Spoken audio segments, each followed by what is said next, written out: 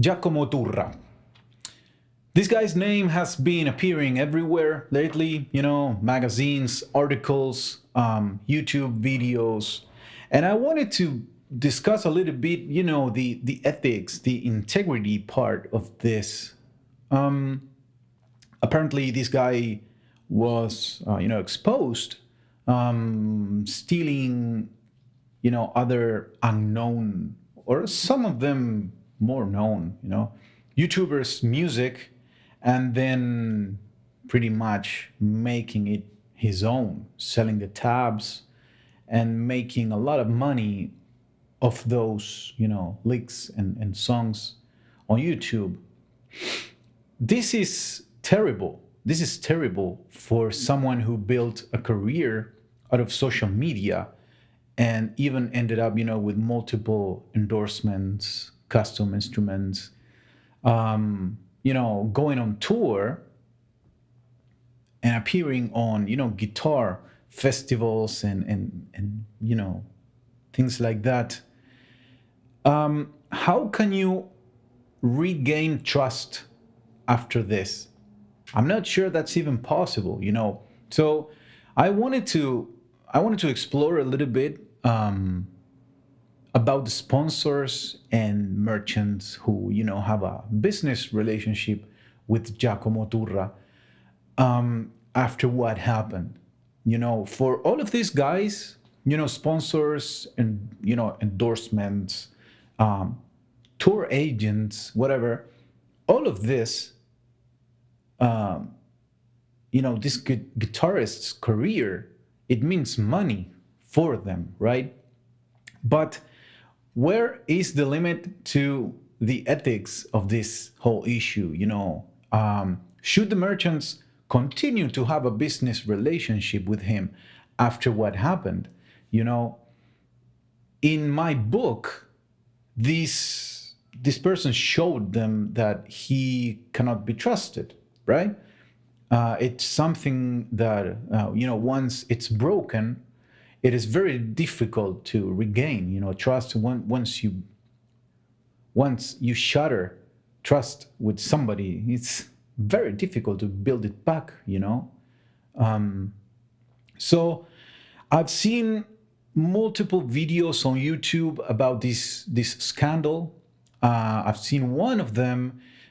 It's this very nice YouTuber speaking about the D'Angelico signature guitar, the Giacomo Turra signature guitar, and he was wondering whether he should continue to feature and to use the guitar because he feels it is a very nice instrument, but after what happened, he feels of course disappointed and let down, and he wonders whether he should continue to play and feature these instruments on his YouTube channel, which means basically some publicity for Giacomo Turra, right? And I understand what he's saying. I would probably stop using the guitar on my channel immediately. Uh, you know, it's unfortunate. It's very, very. It's a stain that it's very difficult to remove, right?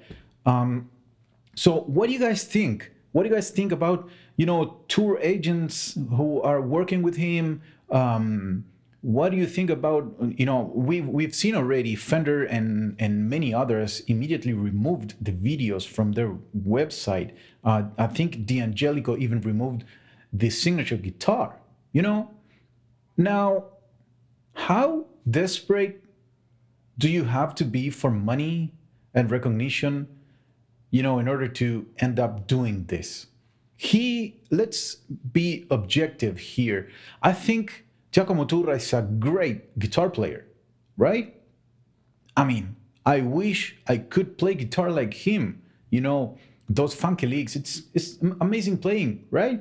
I mean, you might agree or not with me, but if you have a talent and it shows, why would you steal somebody else's music? I think he was doing this maybe as a shortcut, to make things quicker, faster, and, release things faster, YouTube videos, selling tabs, whatever, and, saving time and making money. Did he think that this would, that he could get away with this forever? Because this is just, it's just a recipe for failure. Thinking that this would, you know, continue to be the case, and that he would get away with this forever is just a mistake. It's just being too naive, right? Why, if you know that you are a talented guitar player, why not be honest from the beginning?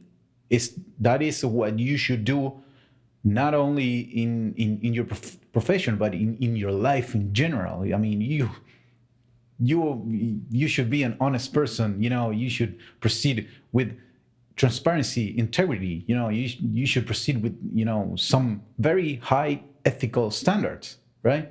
Now, I know that there's a lot of people out there who won't care about this, and they will continue to watch his channel, and they will continue to go to his shows, and they won't care about this.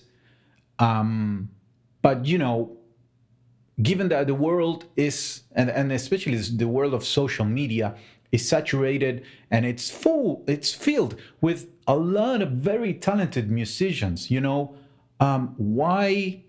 Why should you not do anything, and just continue to support someone who lied to everybody in our faces, and stole from some great musicians, right?